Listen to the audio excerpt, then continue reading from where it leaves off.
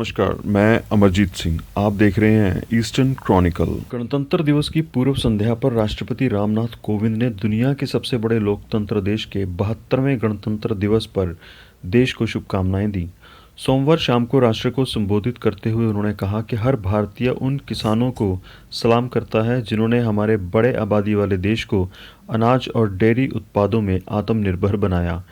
प्राकृतिक आपदाओं, कोरोना महामारी और कई अन्य चुनौतियों के बावजूद हमारे किसानों ने उत्पादन जारी रखा, जिससे हम कोरोना की लड़ाई जारी रख सके। उन्होंने कहा कि हमारा देश किसानों की भलाई के लिए पूरी तरह प्रतिबद्ध है। राष्ट्रपति कोविंद ने कहा कि विविधता के बाद भी हमारा देश एकजुट है। हमारे देश में अलग अलग धर्मों के त्यौहार मनाए जाते हैं, उसी तरह राष्ट्रीय त्योहारों को भी सभी लोग देशभक्ति के साथ मनाते हैं। ये वह दिन है जो संविधान के मूल मूल्यों पर निर्भर करता है। हमारे संविधान के ये मूल्य न्याय, स्वतंत्रता, समानता और बंधुत्व हैं, जिसका हम सभी को पालन करना होता है। राष्ट्रपति ने आगे देश के जवानों को याद करते हुए कहा कि लद्दाख में सियाचिन और गलवान घाटी की ठंड, जहां तापमान -50 से -60 डिग्री सेल्सियस के बीच रहता है, या फिर जैसलमेर की चिलचिलाती गर्मी जहां तापमान 50 डिग्री सेल्सियस रहता है, ज़मीन पर, आसमान में और समुद्री सतह पर हमारे योद्धा हमेशा पूरी तरह सजग और तैयार हैं। कोरोना पर बात करते हुए राष्ट्रपति ने कहा, हमारे वैज्ञानिक, डॉक्टर्स, एडमिनिस्ट्रेटर्स और देश की जनता ने कोरोना की लड़ाई में आगे बढ़कर योगदान दिया। इसी वजह से विकसित देशों की तुलना में हमारे देश में कोरोना की वजह से मृत्यु दर पर काबू पाया जा सका। उन्होंने कहा कि हमारे किसान, जवान और वैज्ञानिक खास बधाई और प्रोत्साहन के हकदार हैं। बिहार चुनाव का जिक्र करते हुए राष्ट्रपति कोविंद ने कहा, बिहार में न केवल स्वतंत्र और निष्पक्ष बल्कि सुरक्षित चुनाव करवाकर और जम्मू कश्मीर और लद्दाख तक पहुंचकर हमारे लोकतंत्र और चुनाव आयोग ने बेहतरीन मिसाल पेश की है। वैक्सीन लगवाने की अपील करते हुए उन्होंने कहा, मुझे उम्मीद है कि कोरोना के खतरे के कम होने के साथ ही अब हम पर्यावरण संरक्षण को ग्लोबल लेवल पर प्राथमिकता से लेंगे।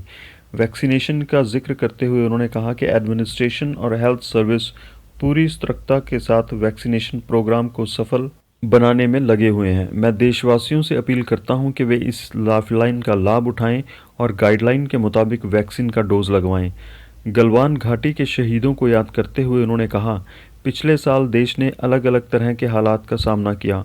बॉर्डर पर हमें एक विस्तारवादी कदम का सामना भी करना पड़ा, लेकिन हमारे बहादुर सैनिकों ने इसे नाकाम कर दिया। देश की रक्षा के लिए 20 जवानों ने अपनी जान गंवा दी। देश उन्हें हमेशा याद रखेगा। केंद्रीय सड़क परिवहन और राजमार्ग मंत्रालय 8 साल पुराने वाहनों पर टैक्स लगाने की तैयारी में है। लिहाजा मंत्रालय ने पुराने वाहनों पर ग्रीन टैक्स लगाने के प्रस्ताव को मंजूरी दी है। जो वाहन 8 साल से पुराने हैं उन पर ग्रीन टैक्स लगाया जाएगा। फिटनेस प्रमाण पत्र दिए जाने के वक्त इस टैक्स का भुगतान करना होगा। फिलहाल इस संबंध में औपचारिक रूप से अधिसूचना जारी करने से पहले इस प्रस्ताव को राज्यों को परामर्श के लिए भेजा जाएगा।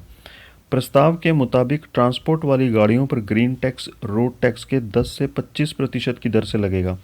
15 साल के बाद पंजीकरण प्रमाणन के नवीनीकरण के समय पर्सनल गाड़ियों पर ग्रीन टैक्स लगाया जाएगा। सार्वजनिक परिवहन वाहनों मसलन सिटी बसों पर कम ग्रीन टैक्स लगाया जाएगा। अत्यधिक प्रदूषित शहरों में रजिस्टर्ड गाड़ियों पर सबसे ज़्यादा ग्रीन टैक्स रोड टैक्स का 50% लगेगा। डीजल और पेट्रोल इंजन वाली गाड़ियों के लिए कैटेगरी होगी जिन पर अलग अलग दर से ग्रीन टैक्स लगेगा। वहीं उन लोगों को राहत मिलेगी जो सीएनजी, एलपीजी, इथेनॉल, इलेक्ट्रिक गाड़ियां चलाते हैं।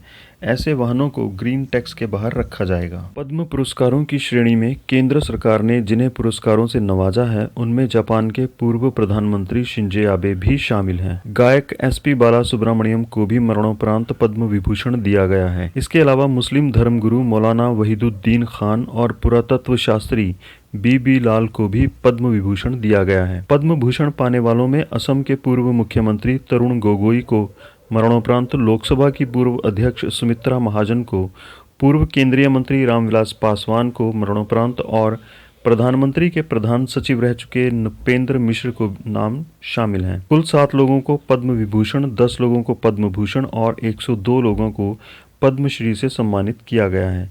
इसकी घोषणा केंद्र सरकार ने सोमवार शाम 25 जनवरी को की।